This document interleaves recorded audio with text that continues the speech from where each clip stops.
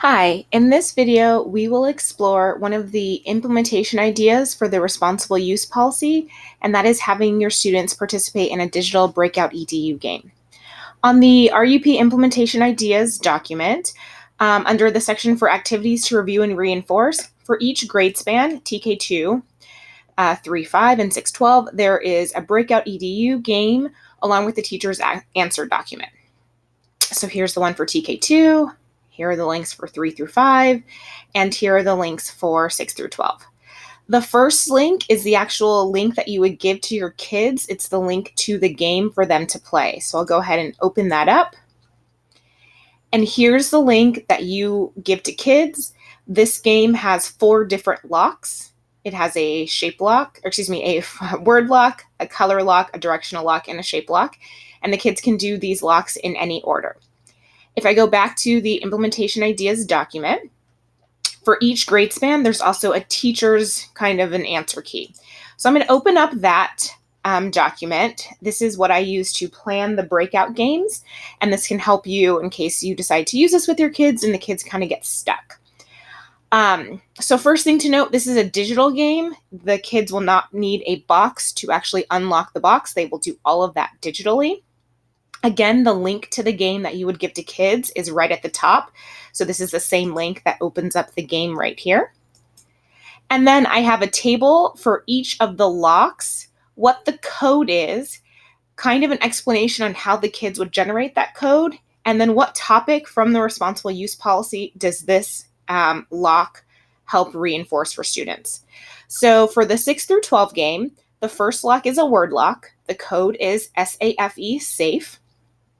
So here's the explanation, and this lock helps reinforce the need for responsible passwords.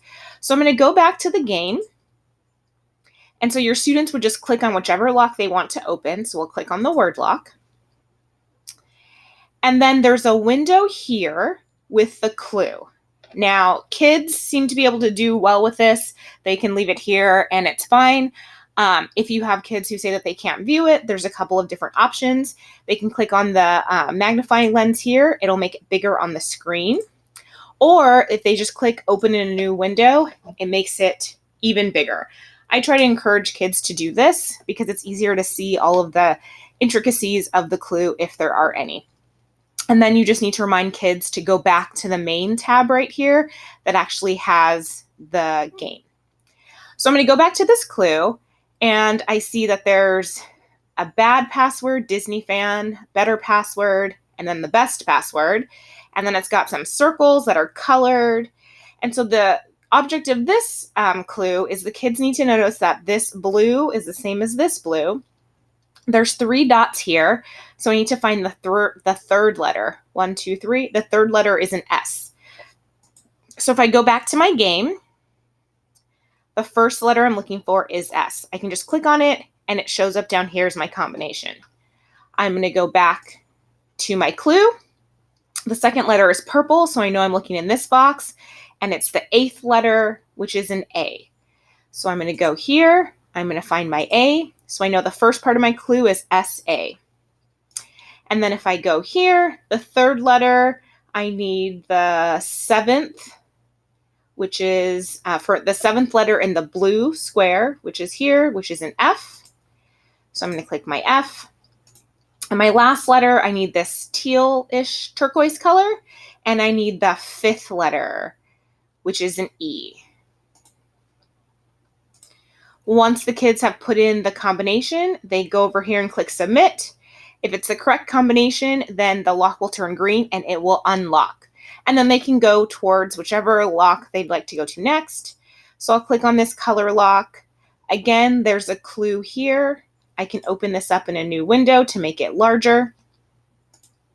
And then I would use those clues to help me find the correct colors. Let's just say the kids think this is the combination. If they hit submit and it's incorrect, it will tell them to try again. And they just need to clear out the combinations that is not correct and try again. If the kids get stuck on a lock, they can always click the go back and they can try a different lock at that time. And then once they open all 4 locks, they'll get a message congratulating them for being safe and responsible. And again, if I go back into this planner, all of the combinations or all the codes for all the locks are laid out here, so you will be able to know. And then the explanation will kind of hopefully give you a hint that you can then pass on to students so you understand what they're supposed to be doing for each of the clues, and you can kind of guide them. And this is how you can use the digital breakout to help review the responsible use policy.